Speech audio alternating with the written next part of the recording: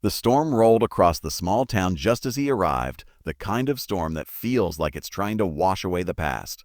Daniel stood in front of the old wooden gate of the house he once knew better than his own heartbeat, clutching a trembling hand around his daughter's tiny fingers. He hadn't been here in almost 15 years. Not since the accident, not since the heartbreak, not since he'd run away from the one person he should have stayed for, his childhood girlfriend, Emily Hayes. But fate has a strange way of circling back. And today Daniel was about to face a truth he never expected, a truth that would shake him to his core, a truth that would ask him to rewrite everything he thought he knew about love, sacrifice, and second chances. Before we go deeper into this emotional journey, make sure to like, comment, share, and subscribe if you believe in kindness, second chances, and the healing power of real love. And tell us in the comments where you're watching from, because what you're about to hear might change someone's life today. Daniel lifted his daughter Mia into his arms as they approached the porch. The house looked almost untouched by time. The white paint on the pillars still carried the soft pastel glow Emily always loved, and the rose bushes she planted at 16 were now tall enough to brush gently against the railing. He felt his chest ache with memories he had tried to bury. Emily's laugh, her soft hands. The dreams they carved into the back of his notebook in high school.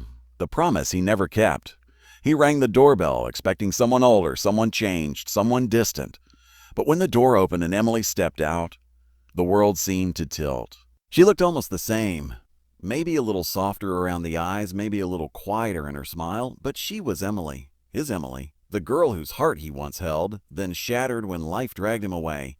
And she froze when she saw him, not with anger, not with bitterness, but something else, something that looked like years of held breath finally released. The first few minutes felt like walking through fog. Daniel found himself explaining things he had rehearsed 1,000 times alone in the dark. He told her about Mia's mother, how they had rushed into a relationship during a broken phase, how she'd passed away when Mia was still an infant, how being a single dad consumed him, softened him, changed him. He told her how he had stayed away all those years because he hadn't felt worthy of coming back. Emily listened quietly, her eyes never leaving Mia's gentle face. And Mia, sweet, curious Mia, kept staring at Emily as if she recognized her, as if the world had aligned for reasons too big for her little heart to understand. Emily invited them inside, and as Daniel stepped across the threshold, something inside him twisted. The interior of the house felt like a museum of warm memories. The photographs, the scent of lavender, the familiar wooden floors, and there on the mantel, a picture of them from high school. Him holding a football, her laughing with wildflowers in her hair. She had kept it all these years. For hours they talked about the past, about the scars they carried, about the choices that pushed them apart. Daniel noticed something every now and then, the way Emily avoided certain topics, the way she spoke so lightly about her life, but never mentioned any relationships, not even one. He finally asked her why she never settled down. And what she told him, he wasn't prepared for.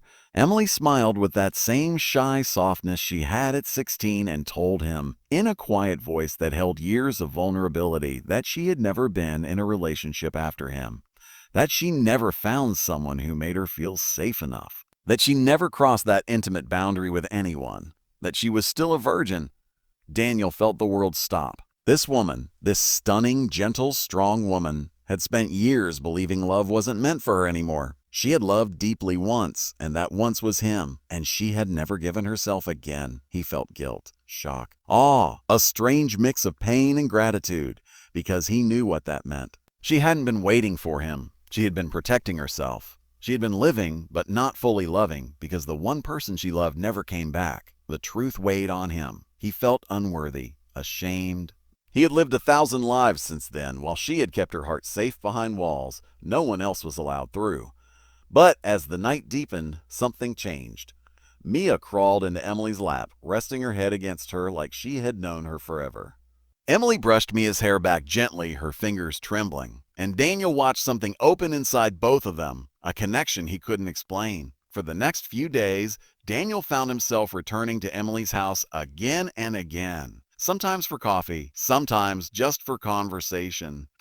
Sometimes because Mia asked for a Miss Emily with such raw affection that it melted every resistance he had left. And slowly, softly, Emily let him back into her world. He discovered she worked as a children's art therapist, helping kids who had experienced loss or trauma. He discovered she never traveled far, never talked to many people, never dated.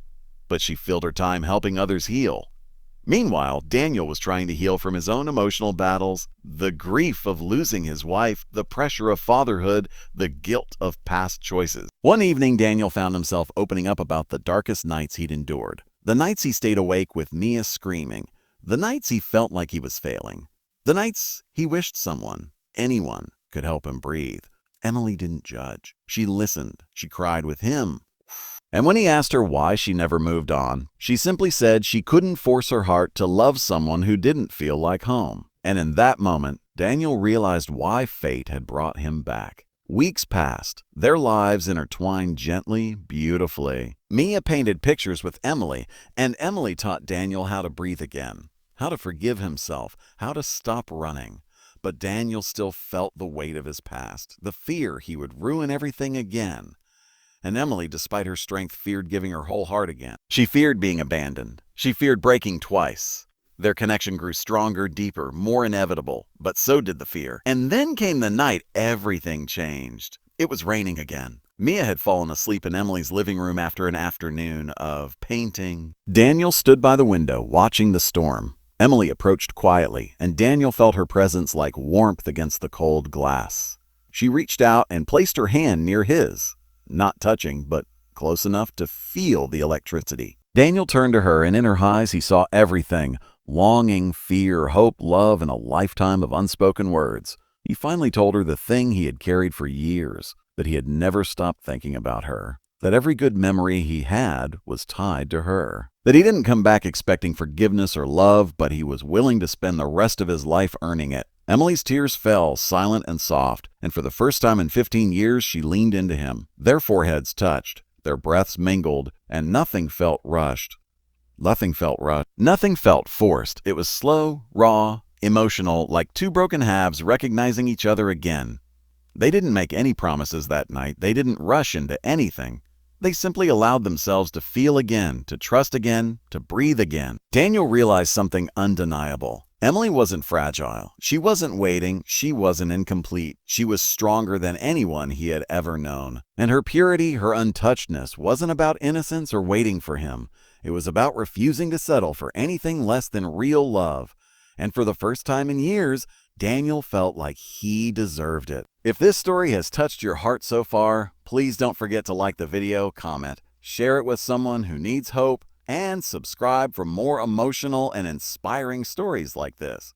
Your support truly keeps these stories alive. As weeks turned into months, Daniel and Emily didn't rush fate. They built trust slowly. They let Mia become the bridge between them. They learned each other's scars and dreams and fears. They healed not by erasing the past, but by rebuilding their future. And one early morning, when the sun spilled softly across Emily's porch, Daniel knelt in front of her with Mia holding a small handmade card that read, "Can we be your forever family?" Emily broke into tears. Not because she had been waiting, but because she finally felt safe enough to say yes. Before the story ends, tell us in the comments, what part touched your heart the most? And as the three of them embraced under the morning light, the storm that once brought Daniel back finally settled, replaced by a quiet, unwavering promise. That sometimes life gives you one last chance to return to the person who always felt like home.